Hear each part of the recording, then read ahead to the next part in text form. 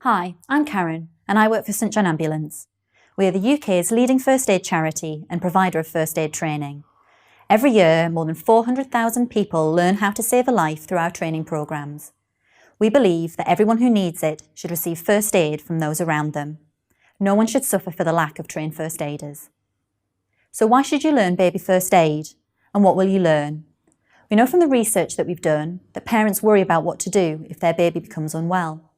The top situations we've identified are choking, seizures, unresponsive babies, they're babies you can't wake up, and babies who aren't breathing.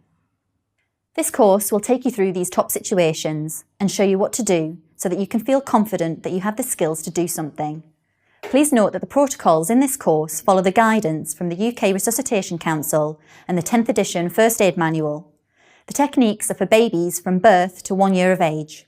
Should you require any training or information for older children or other situations, please visit our website at www.sja.org.uk, where you'll find further information and links to other available training courses.